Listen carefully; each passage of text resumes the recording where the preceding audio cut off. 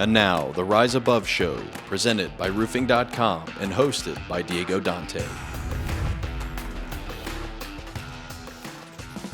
Welcome to the Rise Above Show, presented by Roofing.com. We are in beautiful Salt Lake City, Utah, at Door to Door Con with my new friend, Mr. Cory Shelton of SalesRabbit. How are you?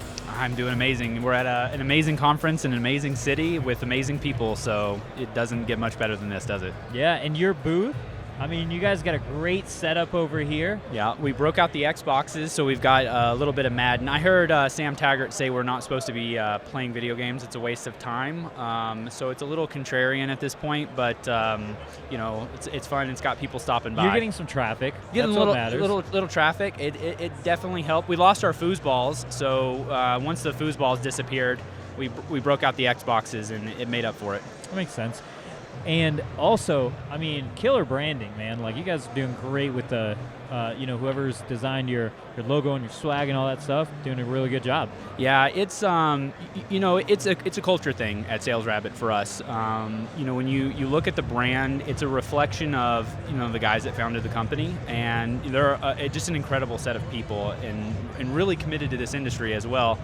And you can really see in our branding and then in just the design of everything that they like to surface externally, it's a lot of who they are on the inside coming out, and it's fantastic to be able to go over there and work. And yeah, everything looks amazing, and so it's super easy to do your job when everyone wants to come and hang out because your booth looks really good, right? Yeah, for sure, man.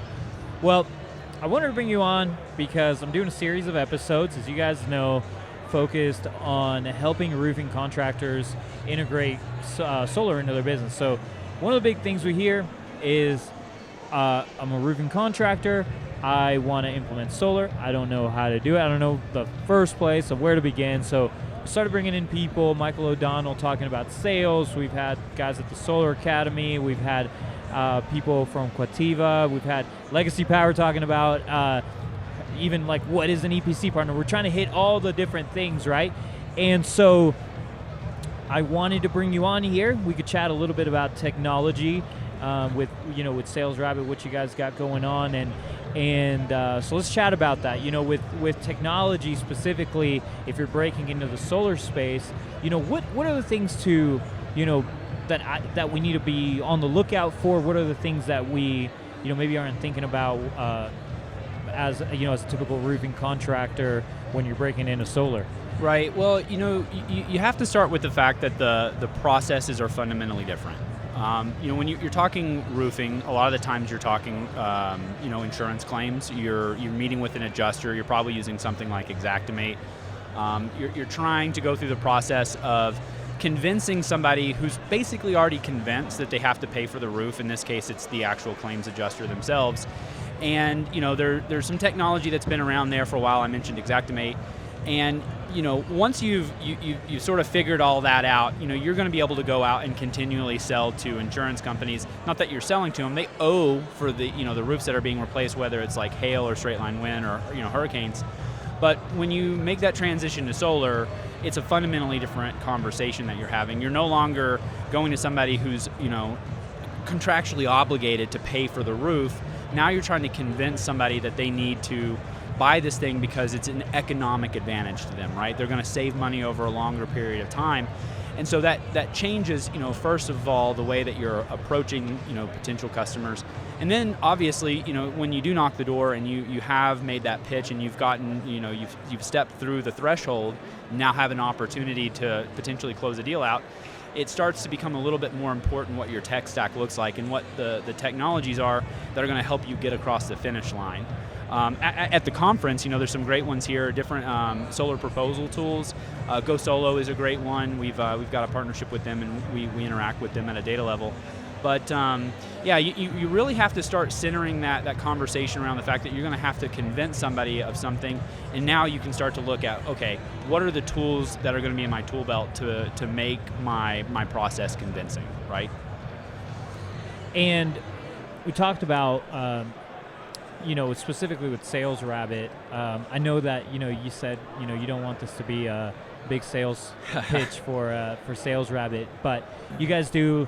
From what it sounded like, you guys kind of are given access to a lot of different tools and technologies through SalesRabbit. So if someone is wanting to break into the solar space and maybe doesn't know all the different tools to go into, into solar, it might be worthwhile teaming up with a company like you guys that are going to be able to guide them through the things that they're going to need, right? Right, yeah. So at SalesRabbit, we're what you would either call sales enablement or sales genesis. We're really one of the spearhead and technological products when it comes to both roofing and solar. They're our two biggest domains, which is really good because especially if you're a business in transition, if you're going from roofing to solar, you don't have to fundamentally reinvent the business. You can use SalesRabbit and get the best of both worlds. That's a really nice perk through us. But yeah, the other thing that you said there, and we can focus on that for a second, is being that sort of centrifuge in the process, or connector or supernode, if you will, that really allows us to enact or interact with other applications specifically. So if you go knock a door, you get a lead, what happens to that lead in terms of its digital footprint from then on out? Well, okay, maybe it goes into a customer a CRM like a Salesforce or some of these other softwares that exist out there. But a lot of the times they're going, lead data specifically is flowing through a number of different systems until it becomes, a sold deal. And so at SalesRabbit, one of the things we focus heavily on is interconnectivity. We're not going to be everything to everybody, but there are businesses out there that are, in technology solutions more specifically, that can fill the needs within someone's process workflow, and our goal is to be able to identify what those needs are for our users and be able to fill them with good connections to great technology that isn't even our own in a lot of cases. Yeah. Now, the technology itself, well, we talked about this too, the technology is you're not gonna find the one thing that, okay, I'm going to buy this. I guess what I'm saying is, if I buy into SalesRabbit or if I buy into any of these other apps that are going to help me with it, I'm not going to become, Michael O'Donnell. That's exactly right. The technology is to supplement good practices with a back end that really creates efficiency through repetition. There's always this misconception, and whether it's self-inflicted by technology companies is to be seen, but technology solutions generally are pitched as if buy this and it will fix your problems, and that's not really the case. The case is that technology enables teams to transform the way that they work, but there has to be effort on behalf of those teams to want that transformation. So when you go in and you're trying to select out a software vendor, you have to be sort of wary of those pitches. Is like, buy this and you're gonna close 4 times as many deals. That will not happen. What will happen is there will be a gateway, a pathway for you to close 4 times as many deals because of the scales and efficiency you have, but you have to take it upon yourself to really dig into the nuances of what this technology is offering you and go back to the drawing board. You got to pull out a whiteboard and you have to talk with your team and say, hey guys, this does this for us, it fills out this role. We've been really bad here. Maybe it's follow-up contact. Okay, we're really bad at follow-up contact. So what we're going to do is we're going to have a nurturing campaign through some sort of text messaging system. And now, as long as we put the phone number in and click the right button, we're going to be much better at follow-up contact. So you need to understand and analyze your weaknesses, as an organization, and nobody knows them better than you do. Once you make that analysis, though, that's when you can start looking for the technology to really take you across the finish line and allow you to sort of unleash your potential in terms of scaling. Yeah. Okay, so this is the Rise Above show. I got a series of rapid-fire questions that I ask everyone. All right. So I want to make sure that we hit on this business development of how we can help people improve in their businesses by adding in a solar division. But we're also talking about personal development. And so I want to ask you a couple of these questions. So the first one is, what is a big failure that you've had in your life, and how were you able to overcome and rise above?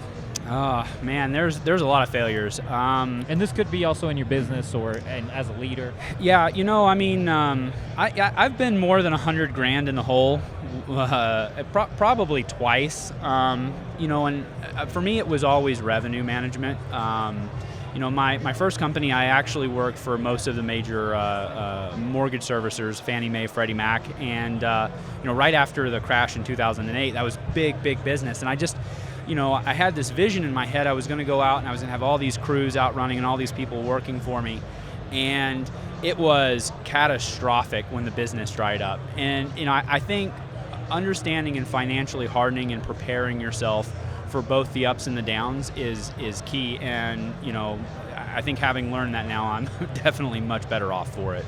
I love it. The second question that I ask everyone is, how will you know that you have succeeded in business?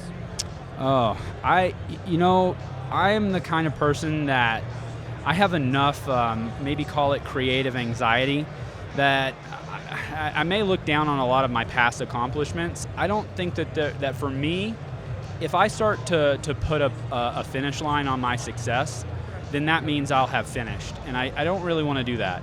I think when I know I'm successful is when I'm, hopefully unable to get out of bed in the morning and I can just ride off into the sunset somewhere. I think that constantly understanding that the next step ahead of you is going to be the hardest, but when you push beyond that, you really have an opportunity to expand in a way that you wouldn't naturally do it. And so for me, it's actually just saying that maybe there isn't a finish line for me to cross, and that is in fact the goal in itself, just to constantly keep pounding further. Finding the fulfillment every day. That's right. Yeah. Every day. And my last question is, what is a book that's changed your life? Oh, now you've got me in a bind. Let's see. I'm going to go way back to middle school, and I'm going to go with Hatchet. Did you ever read Hatchet? I did read Hatchet. Hatchet. The That's story. a solid one. I haven't thought about that one in such a long time. Yeah, obviously it's a story of a kid getting in an airplane crash and then having to survive, and I think he's 14 at the time. But there's a story there about the natural discovery of the world and the way things work and how hard it is. When all of this around us goes away, how do you react and live in that situation? Hatchet is a really good. It's almost like an apocalyptic tale of its own right. A little happier ending, I think, in that case. But yeah, that was a fundamental book for me. I'll say Hatchet. I love it. Well, congrats on all the success you guys are having at SalesRabbit. Like I said, I love the branding. I got some swag for myself that I'm going to be rocking. I had the hat before. I lost it somewhere, so I got another hat. Super excited about that. All right. But yes, congrats on all the success.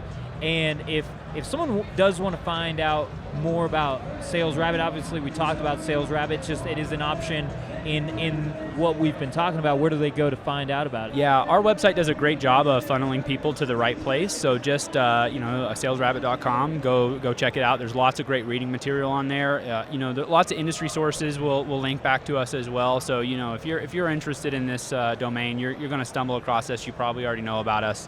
The next step is really just reaching out, and we've got just a phenomenal sales operation of our own to really help make sure that some of the things we talked about earlier, we're not putting people in bad sorts. We want to make sure that they're succeeding when they use our software.